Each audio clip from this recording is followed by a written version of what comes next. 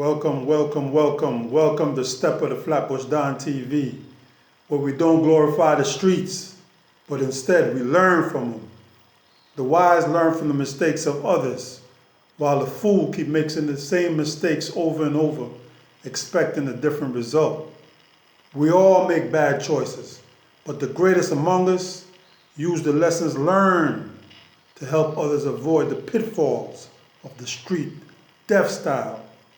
Where gold, opiates, diamonds become their God. I am Stepper. For those new to the channel, I'm your host. Today's topic is Big Wakim. Who was Big Wakim? Before we get to that, hear tune. I'm talking about back in the 80s. Back in the 80s was a special time. A lot of people from the Caribbean had joined the Nation of Islam, or Gods and Earths. At that time, a lot of people from the Caribbean was coming to Brooklyn, especially Flatbush section, and they was joining a movement at the time, which was a conscious movement. A lot of them had the background dealing with Rasta society and liberty, so it wasn't that far a stretch to become 5%ers.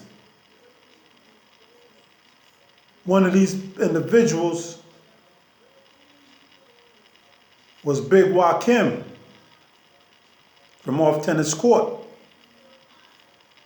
The reason why I chose to speak about this brother is because the youth, especially the youth of today, youth follow bravery. Youth follow good leadership.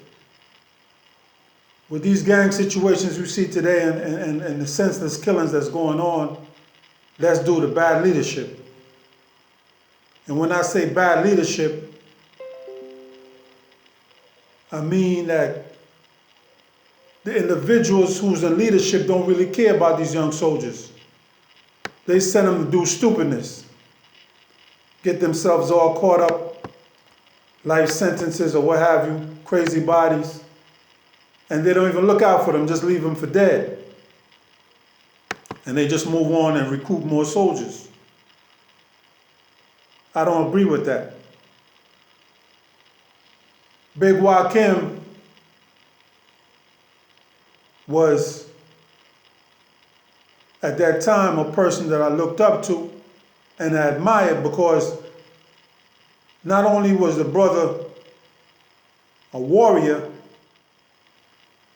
but he was nice with his hands. At one spell, the brother went into the army. I don't know what happened. I don't know if he got a dishonorable discharge or what, but he came back on the street.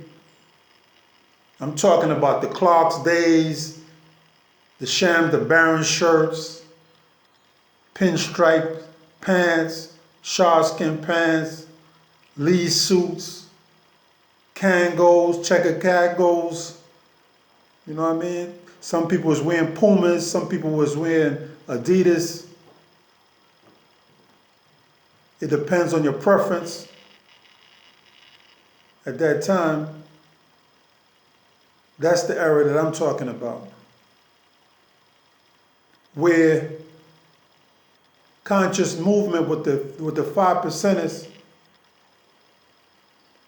I don't care where you came from, once you was God body, you was treated with respect. There was, at that time, a thirst for knowledge. When the guys used to roll up on you and you profess to be God or 5%er, when the brothers ask you what's today's mathematics, you have to know the response. So that kept you in your studies. It kept you from being idle, which was, in retrospect, a good thing. The killings that you see today weren't happening back then. There was more brotherly love.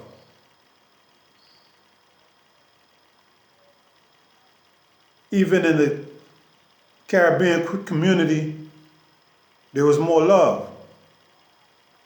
Now you got it, dudes is killing for little or nothing. Anyway, back to Big Joaquim. Big Joaquim was a brother. He must have been, when you're younger, people always seem bigger. But we're talking about a brother that you used to walk around with weights on the shoulders on Flatbush Avenue, no shirt on, got weights on his shoulders, and got a lot of young soldiers following him. And he go through any neighborhood and get respect. Well, the reason why I admire this brother was because I seen him disarm two people. Two people with his bare hands. The first one I seen him disarm was a dude from Caton named Kev. I don't know, they had a dispute. Joaquim rolled up.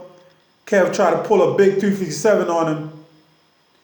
Joaquim did some old karate move, disarmed dude and had him shoot himself in the ass with his own gun. True story. I never seen nothing like it. I never seen nothing like it. Anybody